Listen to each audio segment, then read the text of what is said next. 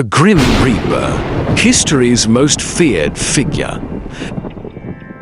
Imagine a figure shrouded in a black cloak, its face hidden in shadow, a scythe in its skeletal hand. It is the final visitor, the inevitable end, a symbol of death itself that has haunted humanity for centuries.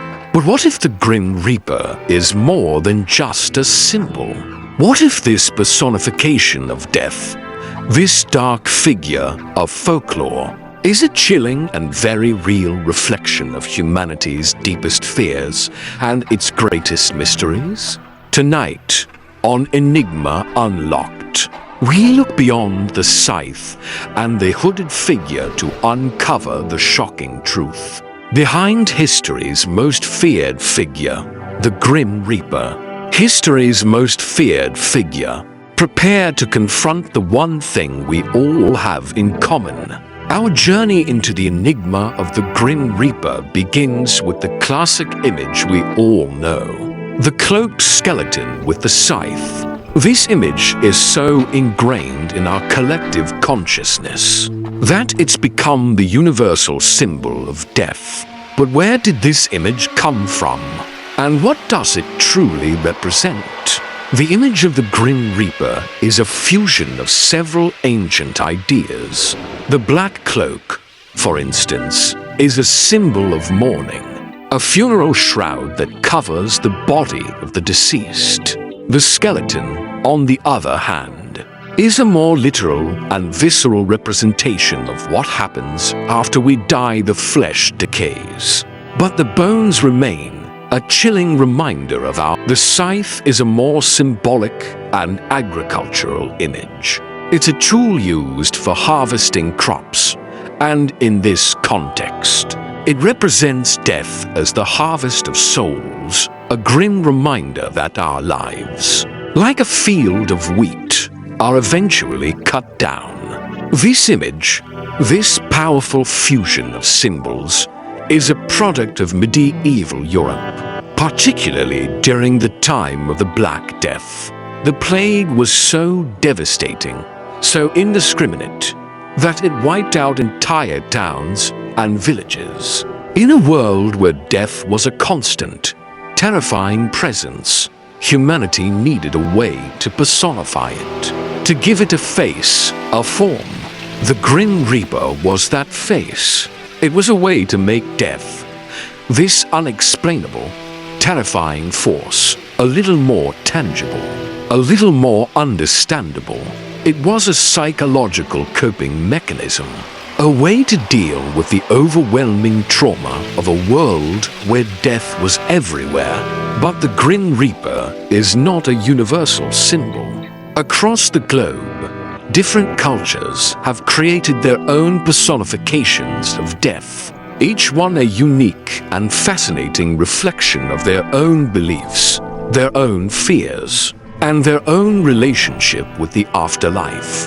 The Grim Reaper, it seems, is just one of many faces of death.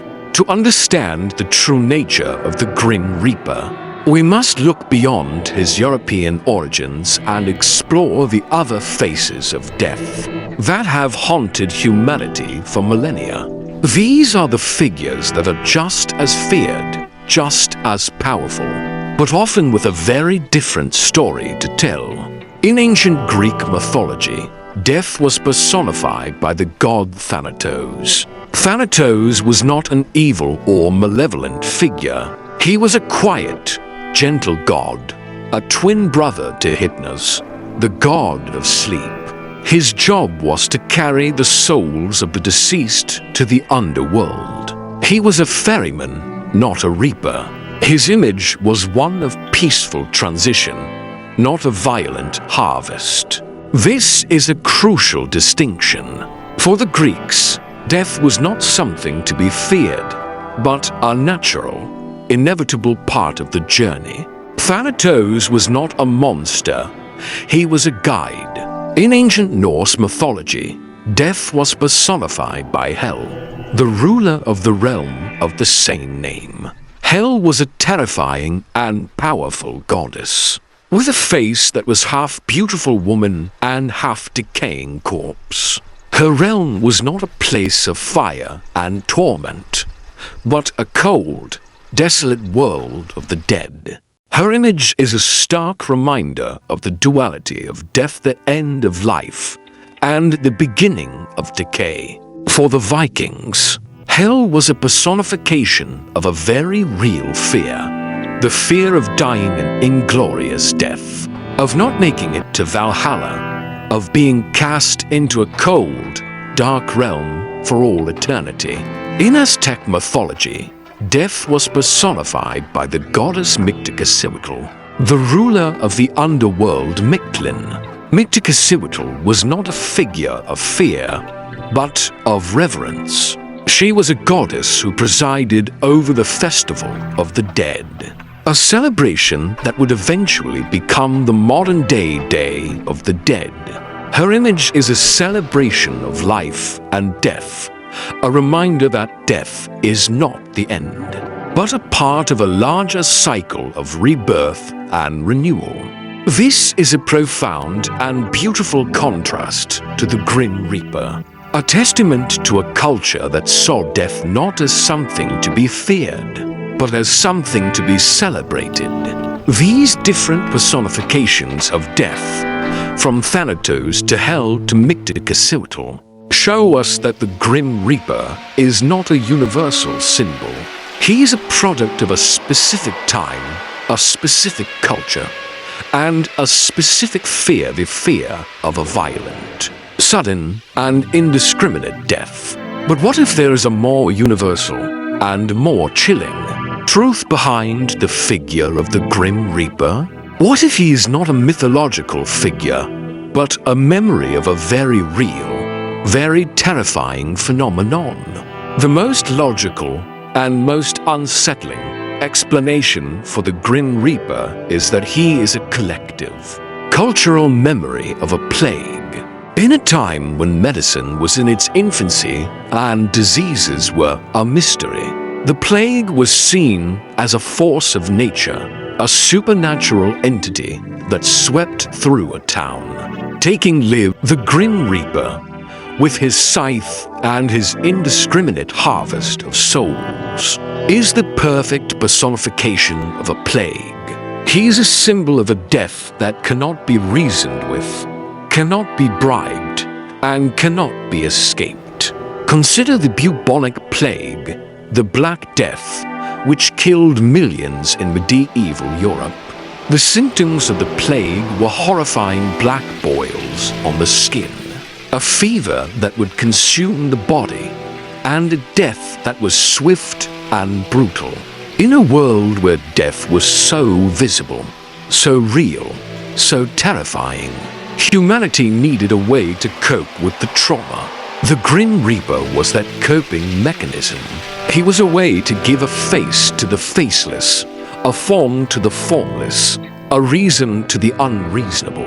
He was a symbol of a death that was so powerful, so absolute, that it seemed to be a conscious, malevolent force. The scythe, in this context, is a particularly poignant symbol. It is not just a tool for harvesting crops. It is a symbol of the finality of death. In a world where life was a constant struggle for survival, a world of farmers and laborers, the scythe was a powerful and familiar symbol. It represented the finality of the harvest, the end of the season, and the end of life. The Grim Reaper, with his scythe, was a symbol of a death that was a part of life, a part of nature, a part of the cycle of seasons. But it was a part that was sudden, brutal, and without mercy. This leads us to a profound and disturbing possibility. What if the Grim Reaper is not a mythological figure, but a memory of a time when death was a constant, terrifying presence? What if he is a memory of a time when the line between the living and the dead was so thin, so fragile, that it was almost invisible? What if he is a symbol of a world that was so consumed by death, so haunted by it, that it created a god to personify it, a god to make it a little more understandable, a little less terrifying? The Grim Reaper, in this view, is a tragic figure. He is a symbol of a humanity that was so powerless against a force of nature that it had no choice but to create a god to personify it, a god to give it a name, a god to make it a little less terrifying. But in doing so, humanity created a symbol that would haunt it for centuries.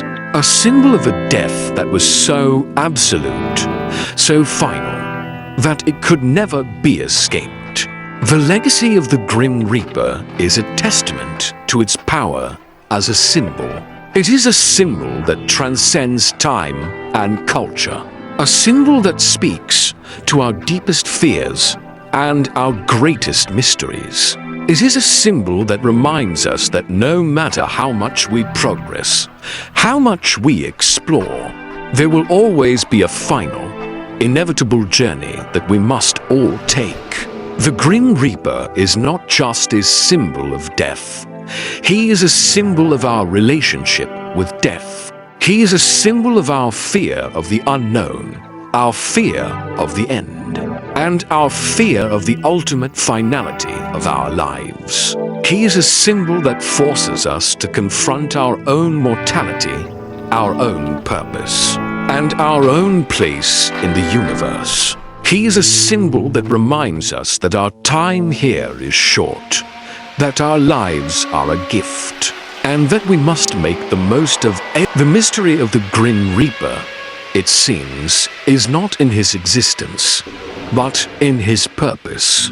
It is a story that has been passed down for millennia, a story that is so rich, so profound, so full of secrets, that it challenges us to look beyond the myth and find the truth that has been hidden in plain sight. What other myths, what other legends are hiding a profound psychological truth? What other monsters are just a symbol of our own fears? Thank you for joining us on this chilling journey into the heart of humanity's most feared figure. Your curiosity fuels our quest to uncover the unknown. If you enjoyed this deep dive into the darkest secrets of death, please give this video a like. It really helps us out. And don't forget to subscribe to Enigma Unlocked for more journeys into the bizarre, the unexplained, and the history they don't want you to know. Make sure to hit that notification bell so you don't miss our next upload. Until next time, keep questioning, keep exploring, and stay curious.